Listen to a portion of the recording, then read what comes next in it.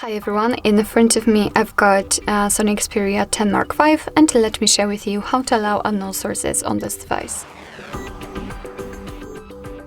So first of all, let's enter the settings, and here we have to find the apps.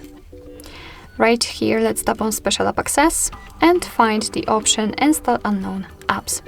And right here we've got the list of apps which are allowed or not allowed to install some content, and of course we can change it whenever we want to.